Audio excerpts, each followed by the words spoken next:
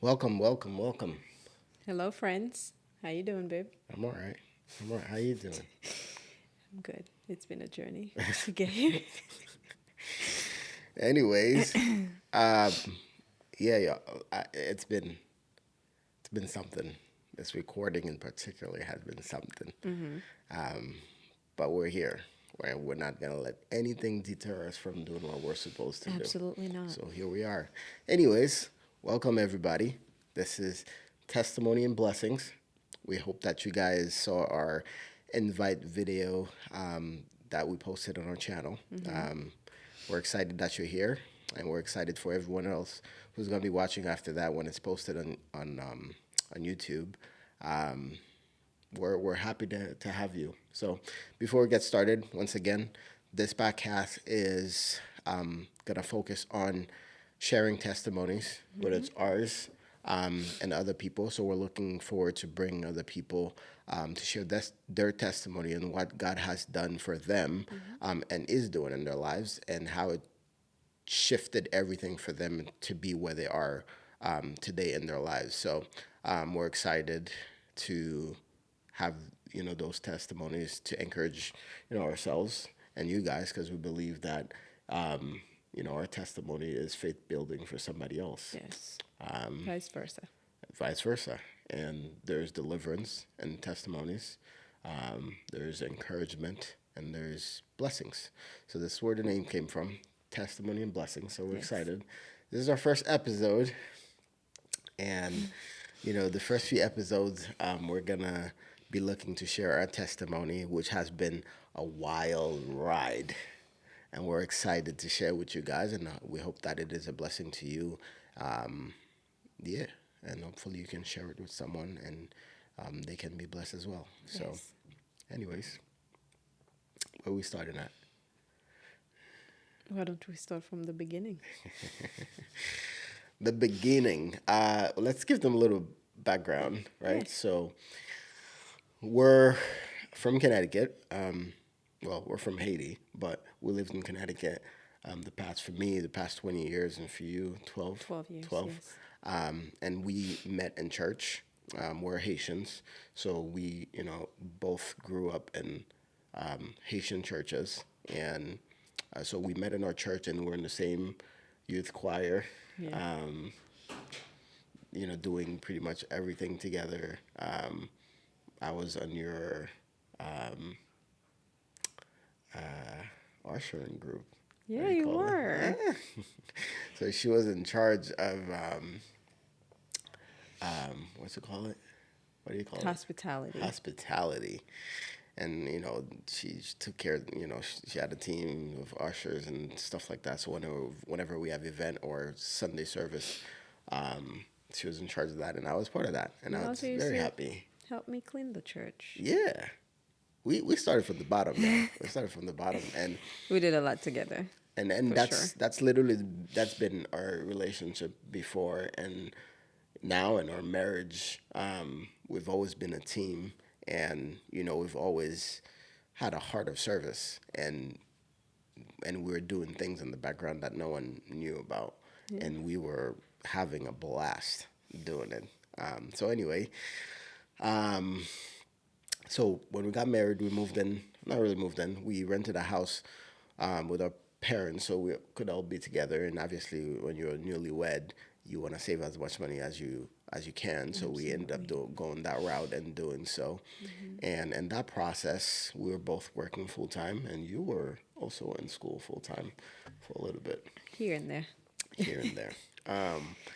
And obviously, when you have kids, we have two beautiful daughters, and when you have kids, try to always better yourself, and whether that's like promotion or looking for a better job, better salary, and stuff like that. And in that process, you know, at some point, I was applying for other jobs. And you worked at CVS for 8 years in the pharmacy, and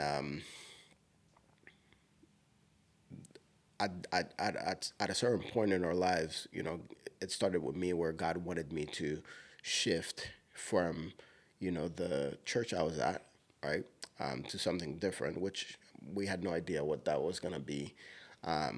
So I left the church, and then you stayed, and I wasn't gonna, force anything on her. Like, I'm leaving, so you gotta live, because in our culture, wherever the man goes to The wife church, the wife has to follows. follow, Yeah. and I wasn't gonna do that because if it wasn't time for you to go, then it wasn't time for you to go. But Yeah. it was time for me to go, so I left, and she kept going.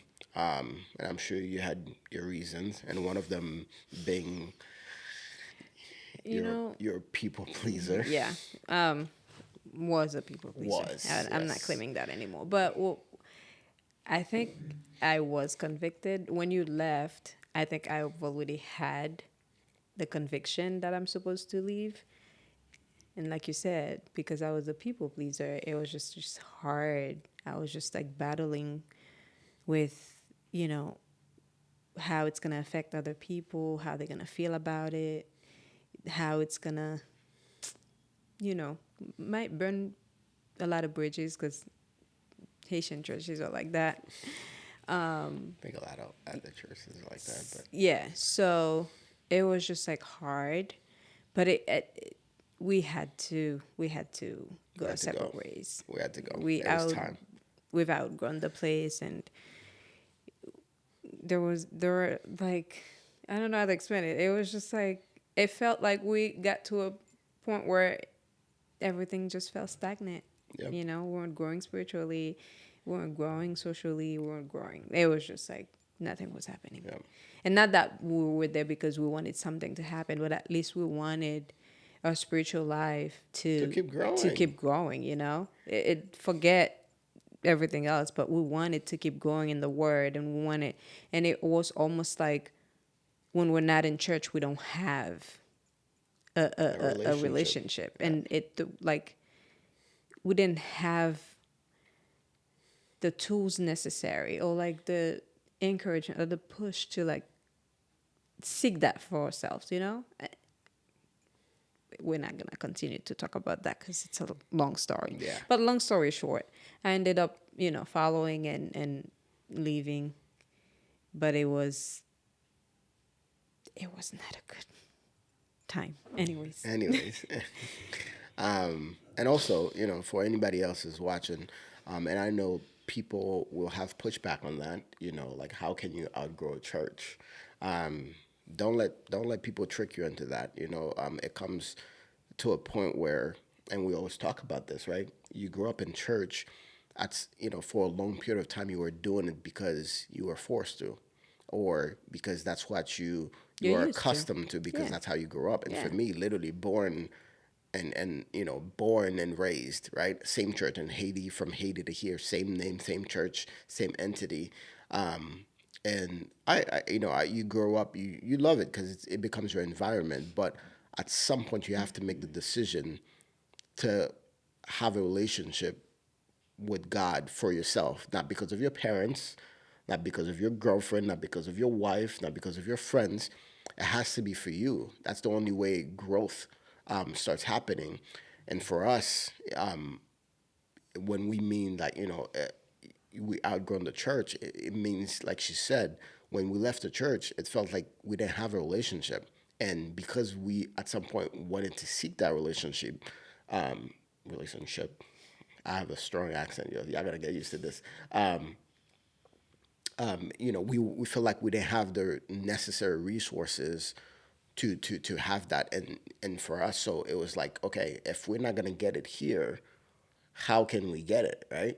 So, and it came to a point where we just had to bounce and kind of find something else, and we didn't know what was gonna be the next thing, right? So to add to what he's saying, we didn't just feel like we had to bounce and like give up on the church, but it was just like Oh, I didn't mean it we like were. that. It was like you were being fed baby food, and then you start growing, and then you realize, and you keep getting that same food, and you You're realize, like, yo, that and you that baby realize, formula doesn't I feel like this is not this is not Like I want satisfying. some rice and chicken. And it's not because we wanted to hear like a specific thing, or we just wanted the deep stuff of God, Also not the surface. consistency. And we wanted consistency. There's a lot of things that we needed, and in order to grow, we didn't have. And the thing is with the Haitian church is like, what now we're talking about Haitian church. That's not the subject, guys. But it's to like give you an idea. It's like it's so cultural minded, like they have infiltrated the culture too much and make it the doctrine of the church. So that became a problem. Once you start growing and start reading the Bible, and you start opening up to what the Word of God really says, you realize, okay, this is not. Right. I You mean, know, it comes down to revelations, right? When the Holy Spirit start revealing things to you, right? How the church's supposed to be, how leaders are supposed to be, how this is supposed to be, what you're supposed to do, what you're not supposed to do, and you start comparing it to your own life, and you're like, yo, this is completely different. in your environment, You know what I mean? And you're like, yo, okay, so clearly we're doing this wrong, so let's try to do it right. Yeah. And that's what I mean by, you have to have a relationship, outside of the church for yourself where you're getting fed straight by the Holy Spirit because, He does reveal things to us through the Word. And so, we both left. And when we left, there were two churches that, one I started following way before I left the church. I'd watch their services online, and another we started following, which I really loved. Worship was great and everything, and we were praying about it because we're like, obviously, like we can't just. We need to find like our church, like a home church, and for a long time, we try to find that locally. So we went from, leaving our church to going to different local churches and American churches, and our friends invited us to different ones, and we went. We had a good time, but it just never felt like home. So we're like, okay, this isn't it, and we're like, we're just gonna watch services online until God revealed to us, Yes. which one He wants us to like, mainly, focus on and follow, and you got a revelation, and that revelation pretty much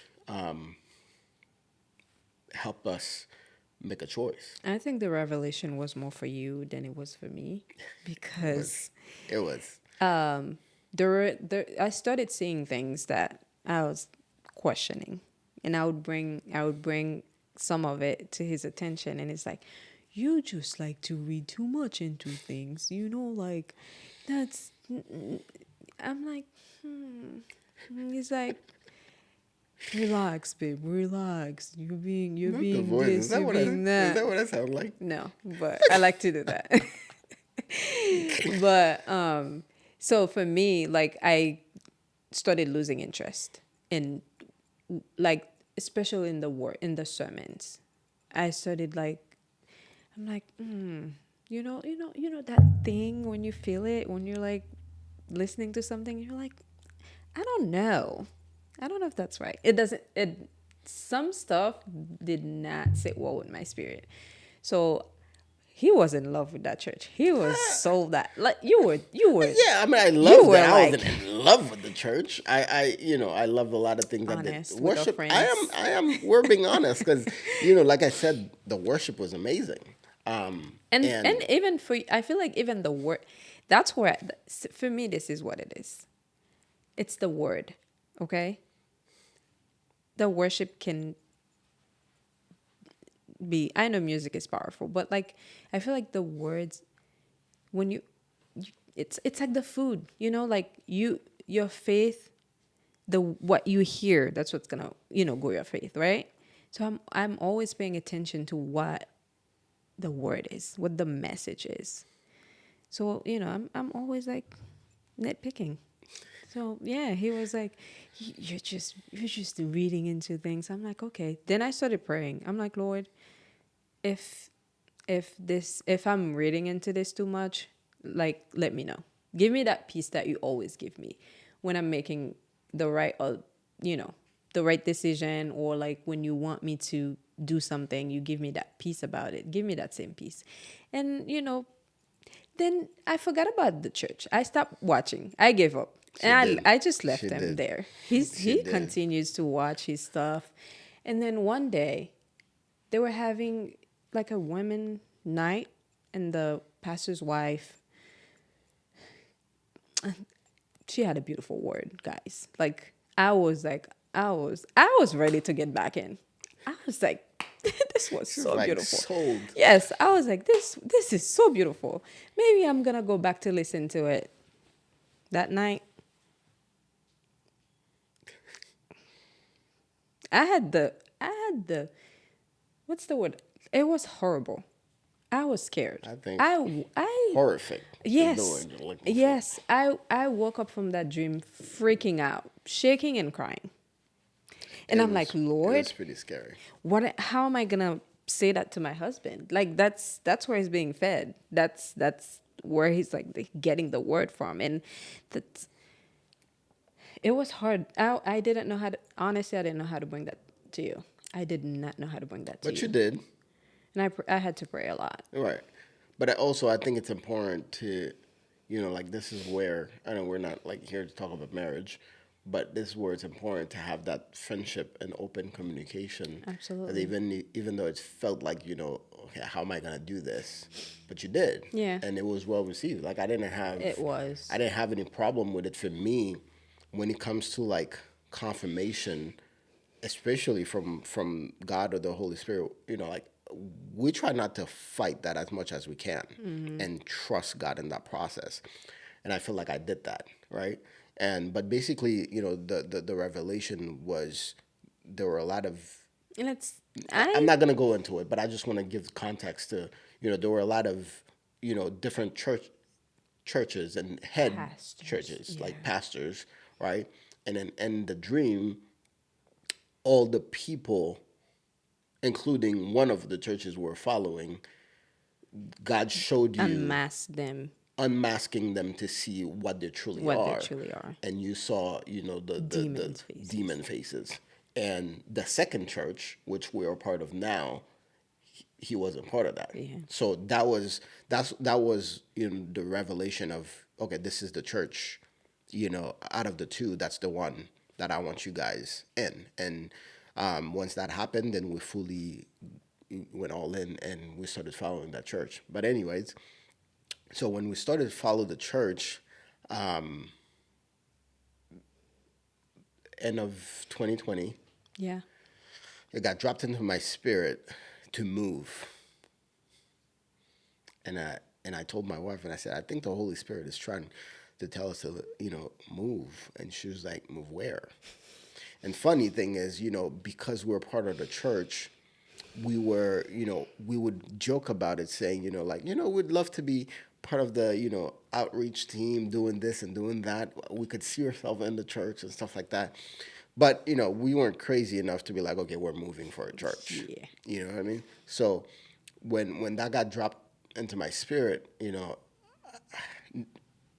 going back to my background and and if y'all know me, y'all follow my pages and stuff like that, I've always so hell bent on becoming a fashion Fashion stylist, designer, to be stylist. known and to do other things, to have a clothing line and do all these things. That's always been the dream, and I've worked hard toward that dream. I went back to school for it and all that stuff. And when the Lord told me to move, end of 2020, I was like, absolutely not. It did, I was guys. like, absolutely not. Because the thing was, once I found out where, so, being me and or anybody else would have done this, I went online and like just started researching, what's in South Carolina? And then I was like, yo, there's no fashion in South Carolina. So I'll pass on that one. If I knew then what I know now, I would say purpose.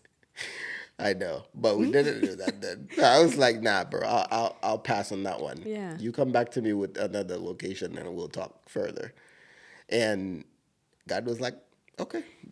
It was a beautiful thing How everything unfold? watching everything unfold, and watching you go through that process and watching you just like being transformed. Yeah. Your mind and your desires just being transformed. It was It was such a beautiful. beautiful thing. It was beautiful, but also it was like, you know what I love about Gaio? I love the fact that you can be as transparent as you can be. Absolutely. And that's what he wants. And a lot of times I think there's a misconception of, like you have to be or come to God a certain way or to, nah, bro, be as transparent. I was like, nah, miss me with that. I'm not moving to a place where fashion doesn't exist, bro. I'm not doing that, right?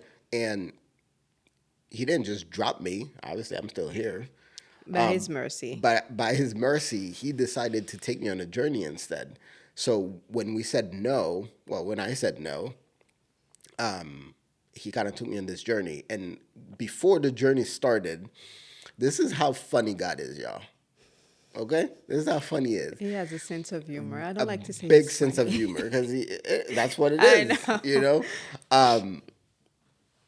knowing that I wanted better, right? You wanted to make a name for yourself. Right. But also like in the process of that, I wanted to like have a better salary job and, kind of move up the ladder. Yeah. Right. Yeah. So I started applying for jobs. Well, before I started applying for jobs, right after I said no, not too long after, I started getting emails and messages about recruiters, like telling me, yo, this is a perfect fit. You would be great at this.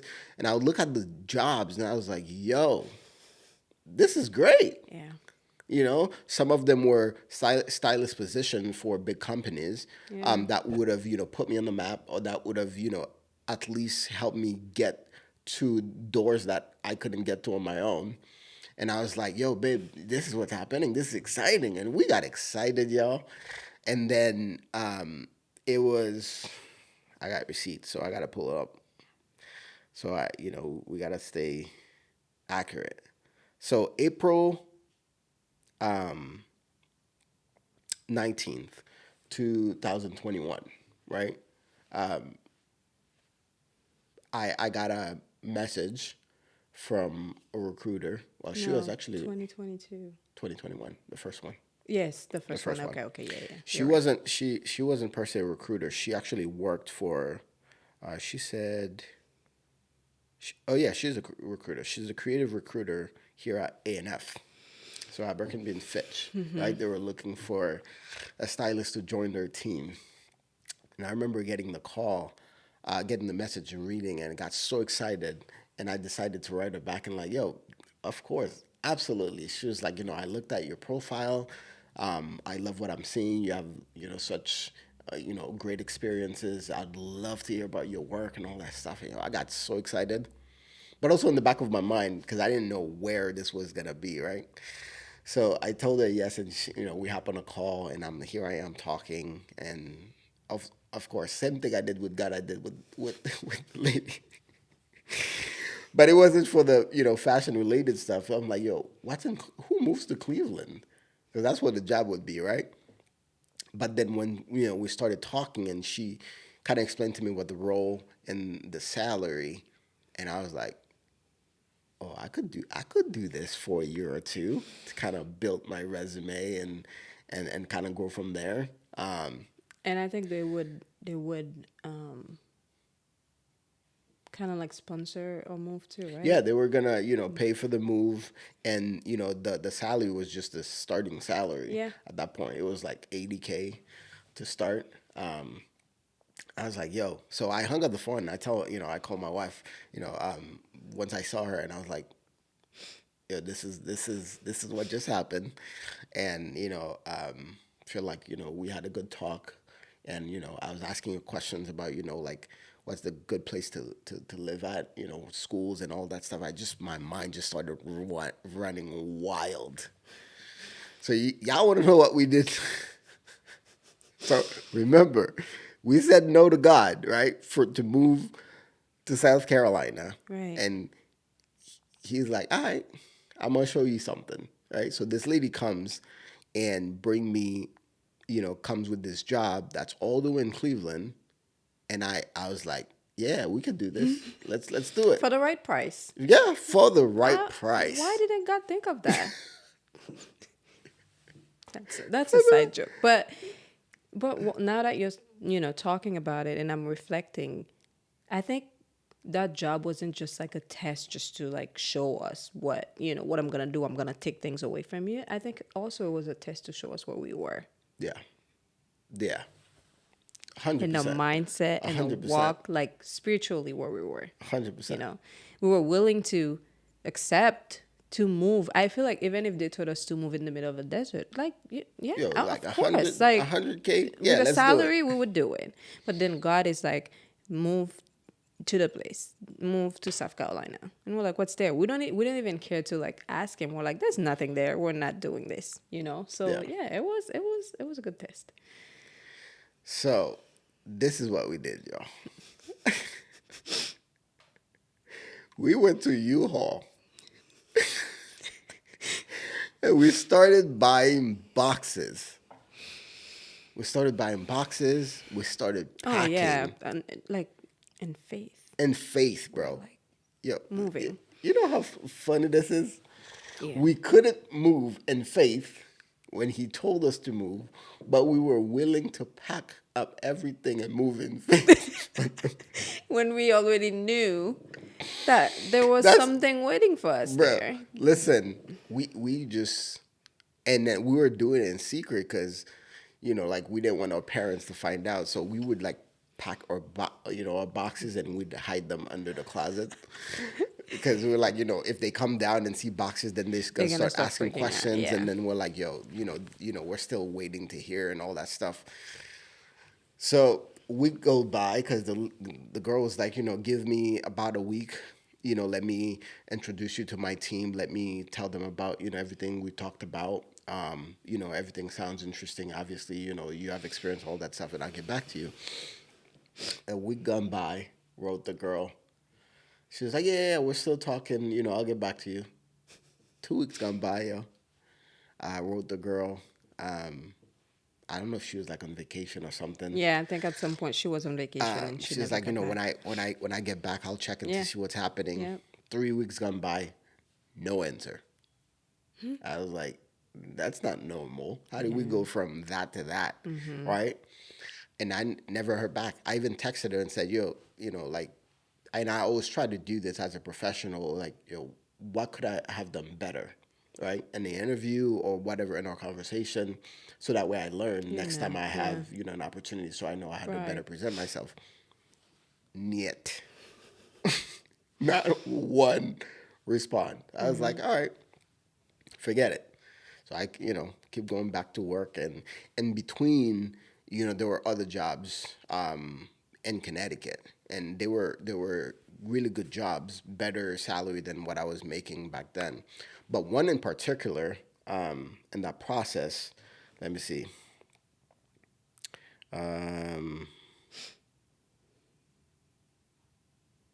So from April, and in April when that started happening, when we didn't get that job to move to Cleveland, we're like, all right, so maybe we should reconsider this moving to South Carolina thing, right? And we were like, how about we move in December? We're funny kids. That was the conversation, right?